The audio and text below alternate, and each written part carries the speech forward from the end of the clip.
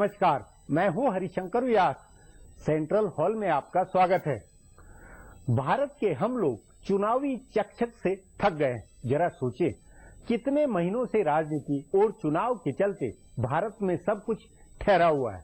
नेता भागते रहे, पार्टियां दम लगाती रही, मीडिया शोर करता रहा, लेकिन हम लोग ठहरे और ठिठके रहे। हाँ, कोई माने या नहीं माने, अपना मानना है कि मतदाता ठहरे और ठिठके हुए थे। सन 2014 के चुनाव में मतदाता कूल था, वह चुपचाप देख रहा था। उस पर इस बात का असर नहीं था कि कौन उम्मीदवार उसके घर आया या नहीं, किसने पैसा खर्च किया और किसने नहीं। वह चुनावी चकचक से तटस्थ दिलो दिमाग में एक विचार बनाए हुए था और जब वक्त आया तो जाकर वोट डाला। नरेंद्र मोदी का जो समर्थक था या जो विरोधी, उस पर इस बात का फर्क नहीं था कि उम्मीदवार उसके घर पर आया या नहीं, उसने पैसा खर्च किया या नहीं। जाहिर है, यह चुनाव लोगों के सोच विचार की प्रक्रिया में परिवर्तन को भी लिए हुए हैं। अब लोग खबरदार हैं और ऐसा मीडिया के चलते हैं। मीडिया का कोई भी जरिया हो, वही लोगों के दिलो दिमाग में धारणा बनाता है, दिमाग में कुलबुलाहट पैदा करता है, उसका चुपचाप फैसला बनवाता है। यह बहुत बारीक और गंभीर बात है। हल्ला बोल और शोर के बीच जनता के दिमाग के पकाने की एक अलग प्रक्रिया बनी है। आज इस पर चर्चा है, मगर उससे पहले सियासी गपशप और चुनावी सुर्खियां। शुरुआत चुनावी गपशप से करते हैं। अगर आम इंतखाबात के नतीजे वैसे ही आए जैसे एग्जिट पोल में बताए जा रहे हैं तो राहुल गांधी क्या करेंगे? राहुल गांधी ने जिस तरह उत्तर प्रदेश असेंबली इंतखाबात के नतीजों के बाद आगे आकर हार की जिम्मेदारी ली थी, क्या वो उसी तरह आम इंतखाबात के नतीजों की जिम्मेदारी लेंगे? ये एक बड़ा सवाल है, क्योंकि इसके बाद उनकी क़यादत का रुख तय होगा। कांग्रेस पार्टी में अभी से इसकी कोशिश शुरू हो गई है कि इंतखाबी नताइज की मुश्तरका जिम्मेदारी ली जाए और राहुल की क़यादत पर नाकामी का ठप्पा नहीं लगने दिया जाए। कांग्रेस के माहिरीन ज़राए के मुताबिक कोर कमेटी के इजलास में इस मसले पर गुफ्तगू हुई है और अगले 2 दिन में पार्टी इस पर आखिरी फैसला लेगी। बताया जा रहा है कि उत्तराखंड से लेकर हिमाचल प्रदेश और कर्नाटक में जीत का सहरा राहुल गांधी के सिर सजाते हुए कांग्रेस ये लाइन तय करेगी कि जीत हार से कोई फर्क नहीं पड़ता है, राहुल ही पार्टी के आगे के लीडर हैं और सोनिया गांधी के बाद कमान उनको दी जाएगी। अगले साल सोनिया गांधी की 5 साल की मियाद खत्म होगी और कहा जा रहा है कि राहुल को कौमी सदर बनाया जाएगा। उससे पहले इंतखाबी नताइज के बाद वो लोकसभा में हिज़्ब इख्तिलाफ के रहनुमा बनेंगे, यानी प्रियंका लाओ कांग्रेस बचाओ के शोर के बावजूद राहुल की क़यादत को लेकर कोई अगर मगर नहीं होगी। बीजेपी के रहनुमाओं को उम्मीद है कि अटल बिहारी वाजपेयी के दौर में जो एनडीए था, उसमें शामिल रही कई पार्टियां एक बार फिर घर वापसी कर सकती हैं। बताया जा रहा है कि एग्जिट पोल के नतीजों के बाद बीजेपी रहनुमाओं ने ज्यादा जोश के साथ मुमकिन हिमायती पार्टियों से बातचीत शुरू कर दी है। बीजेपी के माहिरीन ज़राए का कहना है कि हुकूमत को इस्तेहकाम देने और कांग्रेस को अलग थलग करने के लिए पुराने हिमायतियों को लौटाने की बात होगी। बीजेपी को इस बात की भी फिक्र है कि ऐवान बाला में वो अक्सरियत से काफी दूर रहेगी और वहाँ अब भी कांग्रेस सबसे बड़ी पार्टी है। ऐसे में अगर हुकूमत ने वहां अक्सरियत का जुगाड़ नहीं किया तो उसका कोई काम आगे नहीं बढ़ेगा। इसके लिए भी नए हिमायतियों की जरूरत है। बताया जा रहा है कि बीजेपी के रहनुमा करुणानिधि या जयललिता में से किसी एक को साथ लाना चाहते हैं। उनके अलावा नवीन पटनायक से भी बात हो रही है। जगन मोहन और के चंद्रशेखर राव के भी एनडीए के साथ आने की उम्मीद जताई जा रही है, तो कई रहनुमा नीतीश कुमार और ममता बनर्जी को लाने की कोशिश में भी लगे हैं। कहा जा रहा है कि आरएसएस और नरेंद्र मोदी ने नए हिमायतियों को जोड़ने की मुहिम पर सहमति दे दी है।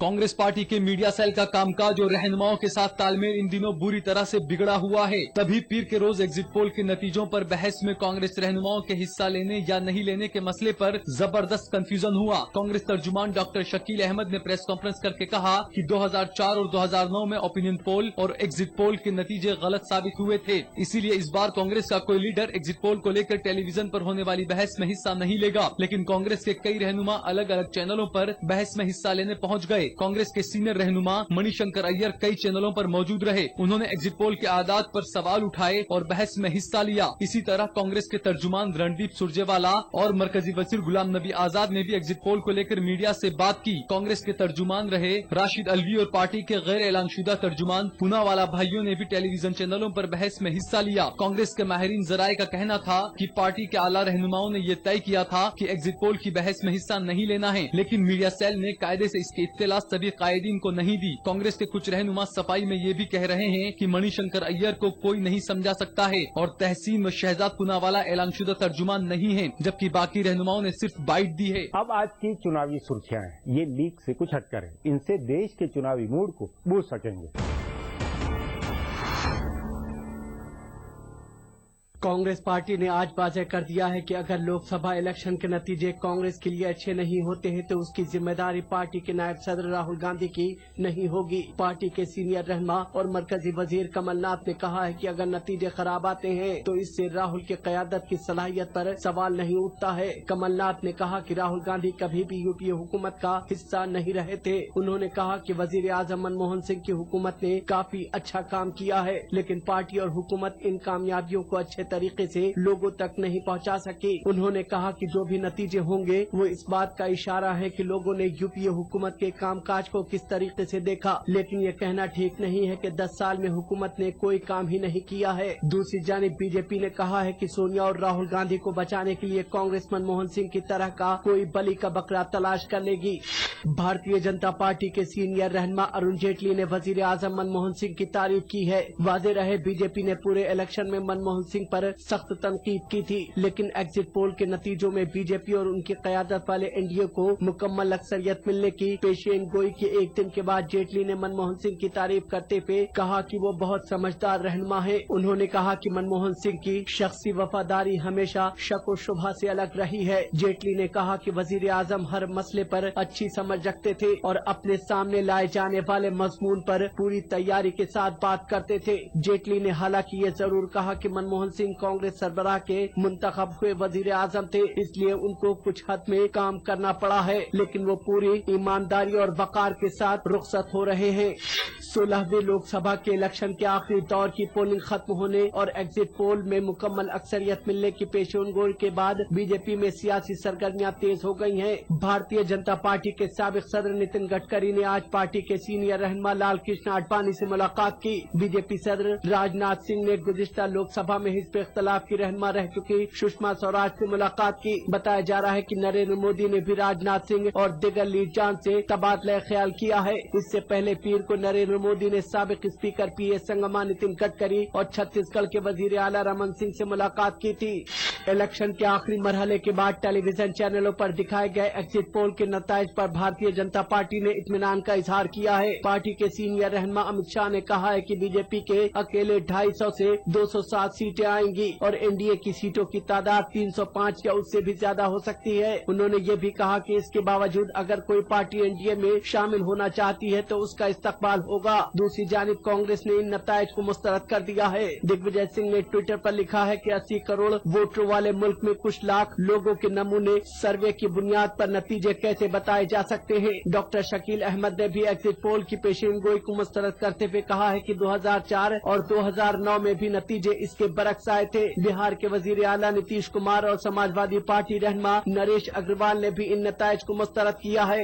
एनसीपी के रहनुमा और मरकजी वजीर प्रफुल्ल पटेल ने एक बार फिर भारतीय जनता पार्टी और एनडीए की जानिब रुझान दिखाया है। उन्होंने कहा है कि हिंदुस्तान में एक मुस्तहकम और मजबूत हुकूमत की जरूरत है। पटेल ने एग्जिट पोल के नताइज का हवाला देते हुए कहा कि उनकी पार्टी एक मजबूत हुकूमत की जरूरत महसूस करती है और अगर भारतीय जनता पार्टी सबसे बड़ी पार्टी के तौर पर उभरती है तो इस मैंडेट का एहतराम किया जाना चाहिए। उन्होंने कहा कि उनकी पार्टी यूपीए का हिस्सा है, लेकिन असल इशू ये है कि मुल्क को एक मजबूत और मुस्तहकम हुकूमत की जरूरत है।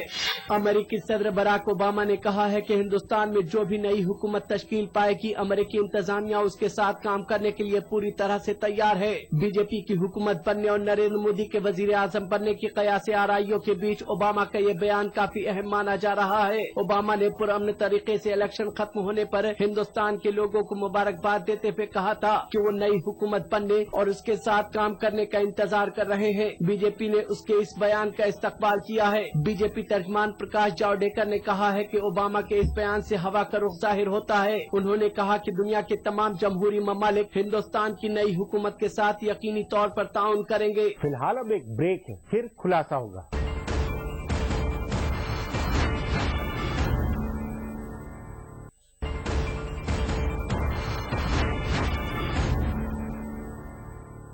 जरा याद करें, ममता बनर्जी ने कैसे लेफ्ट के गढ़ को ढहाया, कैसे मायावती के राज को मौन सुखबुघाट ने खारिज किया, कैसे दिल्ली में आप जीती। मतलब वोट से चुपचाप सत्ता पलट का फैसला जिस प्रक्रिया में पक रहा है उसकी भट्टी अनिवार्यतः मीडिया है। इस पर आगे चर्चा करें उससे पहले देखें मेरा ये खुलासा। अगर इंतखाबी तशहीर के बीच मीडिया में आई खबरें और रहनुमाओं के एक दूसरे पर दिए बयान पर ध्यान दिया जाए तो ये तस्वीर उभरती है कि पार्टियों ने बेतहाशा पैसा खर्च किया। ज्यादा नकदी तो इलेक्शन कमीशन ने जब्त कर ली। एक खबर ये थी कि राहुल गांधी की छवि चमकाने के लिए जापान की एक कंपनी को ठेका दिया गया और इस पर 500 करोड़ रुपए खर्च किए गए। उससे पहले ये अदद भी आया है कि भारत निर्माण की तशहीर पर यूपीए हुकूमत ने 300 करोड़ रुपए से ज्यादा खर्च किए। नरेंद्र मोदी की तशहीर पर 10,000 करोड़ रुपए खर्च होने का इल्जाम कांग्रेस और दूसरी बीजेपी मुखालिफ पार्टियों ने आयद किया है। कांग्रेस रहनुमाओं ने मोदी की लहर को मनी और मीडिया की लहर करार दिया। आम आदमी पार्टी के अरविंद केजरीवाल ने तो इंतखाबात के बीच एक सहाफी से ये पूछ लिया कि उनको मोदी ने कितने पैसे दिए हैं। तभी ये सवाल उठा है कि क्या इस बार हुए आम इंतखाबात में वोटरों के मन को मुतासिर करने में पार्टियों की तशहीर कारगर रही। ये भी सवाल उठा है कि मीडिया में गुज़िश्ता 2-3 साल में जो खबरें आई उनका ज्यादा असर रहा या इंतखाबात शुरू होने पर पैसे लेकर जो इश्तिहार दिखाए गए उनका ज्यादा असर हुआ। वोटरों के दिलो दिमाग में कौन सी बात ज्यादा घुसी। कांग्रेस और यूपीए हुकूमत के कामकाज की जो इमेज उसके दिमाग में बैठी थी उसके कंट्रास्ट में नरेंद्र मोदी और गुजरात की तरक्की का जो मॉडल उसके सामने आया था उसने ज्यादा मुतासिर किया या तशहीर और इश्तिहार ने ज्यादा मुतासिर किया या 2 महीने तक कई रहनुमाओं की भागदौड़ ने वोटरों को अपना मन बनाने में मदद की। इन सवालों का बहुत सीधा जवाब नहीं हो सकता है, लेकिन ये कहा जा सकता है कि तशहीर शुरू होने से बहुत पहले लोगों ने अपना मन बना लिया था। इसीलिए तशहीर में सैकड़ों हजार करोड़ रुपए खर्च होने और उससे लोगों को मुतासिर करने के इल्जाम में दम नहीं है। याद करें जब पिछले साल अक्टूबर में नरेंद्र मोदी पटना के गांधी मैदान में रैली करने गए थे तब कैसी भीड़ जुटी थी। उससे पहले सितंबर में नरेंद्र मोदी ने दिल्ली में रैली की थी, तब भी रैली में हुजूम उमड़ा था। ध्यान रहे सितंबर अक्टूबर की रैलियों के 4 महीने बाद इंतखाबात का ऐलान हुआ। इसका सीधा मतलब है कि इंतखाबात के ऐलान से कबल लोगों ने इस बार के इंतखाबात के लिए अपना मन बनाया था। उस वक्त तक मीडिया में पार्टियों और रहनुमाओं की तशहीरी मुहिम शुरू नहीं हुई थी। यानी ये लब्बोलुआब निकाला जा सकता है। माहौल बनाने और वोटरों का मूड बनाने में मीडिया का हाथ था, लेकिन वो तशहीर के नाते नहीं था। यूपीए हुकूमत की जैसी रिपोर्टिंग गुज़िश्ता 3 साल में हुई थी उससे वोटरों ने चुपचाप अपना मन बना लिया था। महंगाई, बदउनवानी और यूपीए हुकूमत के फैसलों को लेकर जैसी खबरें मीडिया में आई उसने वोटरों का मन बनाने में सबसे ज्यादा मदद की। तभी वोटरों ने इन बातों पर ध्यान नहीं दिया कि किसने किसके ऊपर क्या इल्जाम आयद किया, किसने कैसा उम्मीदवार दिया और कौन उनसे वोट मांगने आया या नहीं आया। उनका मन बना हुआ था और उन्होंने उसके मुताबिक ही वोट डाला। अब एक ब्रेक है, उसके बाद चुनाव की नई हकीकत पर चर्चा करेंगे।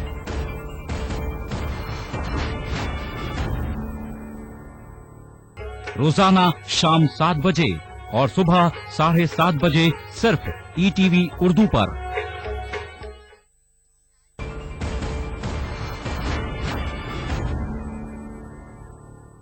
राष्ट्रीय मीडिया के कई जानकार हैरान परेशान हैं कि कैसे नरेंद्र मोदी की हाइप बनी, कैसे जनता के मनोविज्ञान और परसेप्शन में नरेंद्र मोदी का आइडिया बैठा।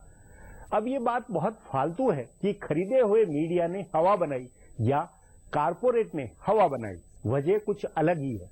इस पर चर्चा के लिए आज मेरे साथ वरिष्ठ पत्रकार जयंत घोषाल।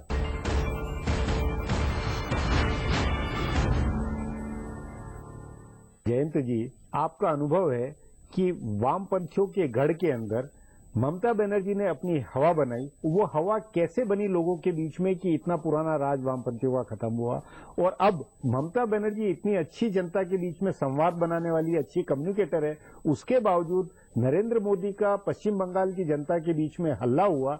ये क्या, ये हल्ला इनका बनना उनका बनना, हल्ला बनने की प्रक्रिया को आपने कुछ बूझा है क्या?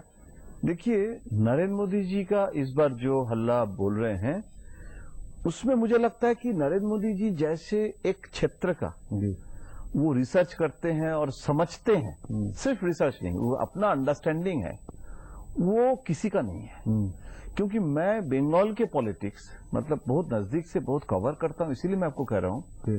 एक सीपीएम के लीडर मुझे कह रहे हैं कि पहले जब मोदी जी आ रहे थे और भाषण दे रहे थे, हम थोड़ा खुश हो रहा था कि चलिए नरेंद्र मोदी जी ने कारण अगर ममता के खिलाफ कुछ, हाँ, और उसमें डिवीजन ऑफ वोट हो जाता है। हमारे यहाँ division of vote ruling party opposition के आधार पर नहीं होती है, ये लेफ्ट वर्सेस नॉन लेफ्ट एक डिवीजन ऑफ वोट होता है, तो अच्छी बात है।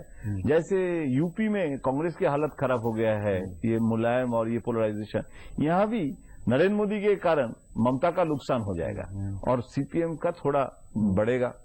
लेकिन जब मोदी जी ने बार बार आ रहे हैं और उसमें सीपीएम को लगा कि ये तो हमारे स्पेस भी ले रहे हैं और ये तो ऑपोजिशन का जो स्पेस, जो चिट फंड का इशू 3 साल में हमने ये इशू नहीं किया और भ्रष्टाचार का इशू और ममता बनर्जी के खिलाफ जो एंटी इनकम्बेंसी है, हम लोग बोलते रहते हैं लेकिन सीपीएम पार्टी ने इशू नहीं किया। कांग्रेस को तो छोड़िए, वो इरेलीवेंट हो गया और ये स्पेस नरेंद्र मोदी जी ले रहे हैं। और देखिए, एक सेंटेंस नरेंद्र मोदी जी का आप ध्यान से देखिए, कह रहे हैं कि दीदी क्या ये परिवर्तन है?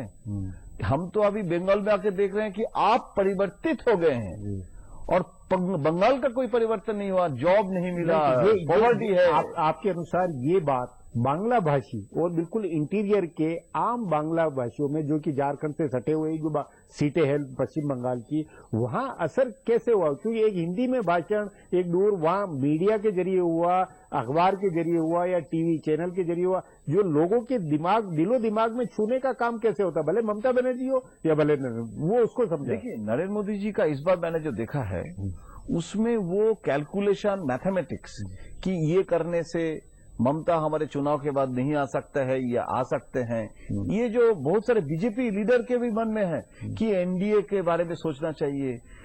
नरेंद्र मोदी जी का जो स्ट्रेटेजी था ना कि वो सब हम बाद में सोचेंगे, पहले तो भाई बीजेपी के लिए जो वर्जिन लैंड है वो हमारा अपने पार्टी के लिए वो है, वो एग्रेसिव होना चाहिए और तो कम्युनिकेट करना वो चाहिए। कम्युनिकेट वोटर के बीच में कैसे हो रहा, वोट के दिमाग में किसके जरिए, जब बांग्ला में नहीं बोल रहे हैं, वो टीवी चैनल से जा रहा है, अखबार से जा रहा है, वो डायलॉग कैसे बैठ रहा लोगों के बीच? अब मैं आपको बता रहा हूं, 2 रीजन।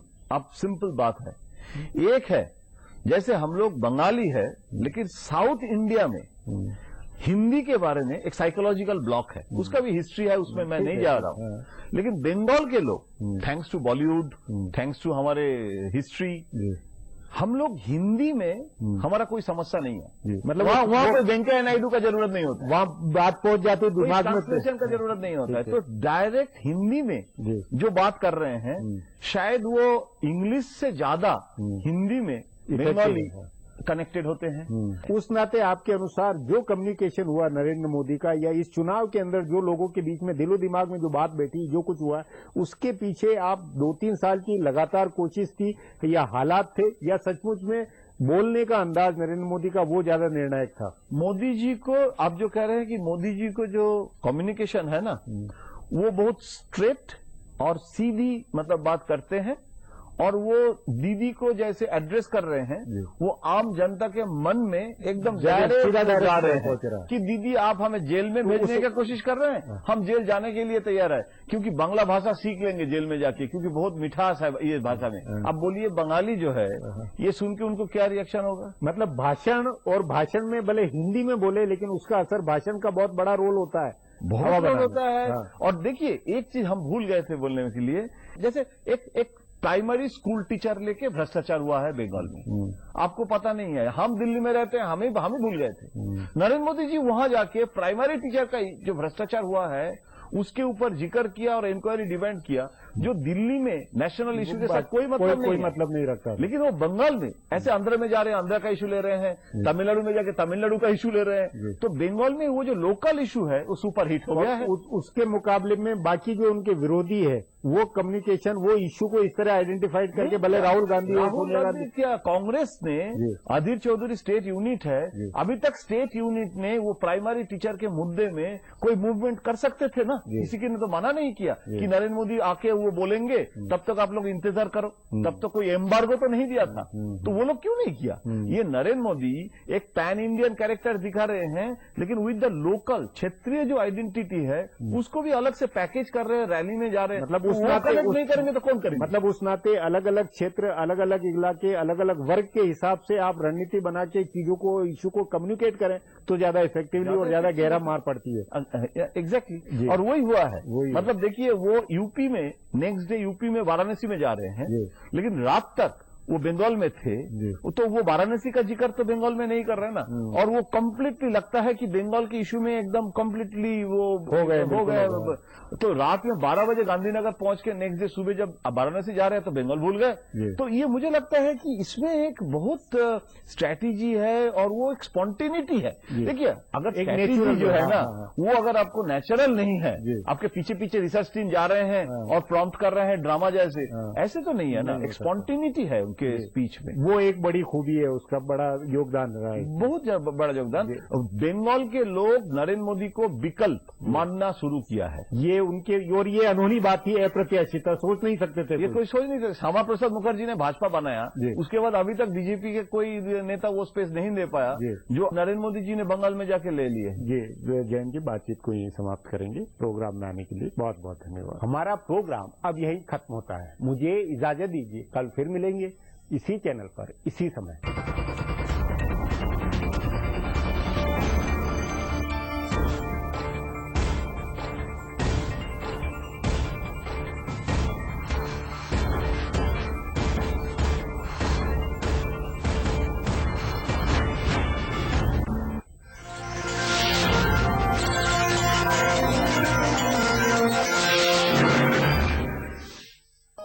इस प्रोग्राम को पेश करने में ताउन किया Shri ultra red oxide, Bharat का विश्वसनीय जंग रोधक सीमेंट।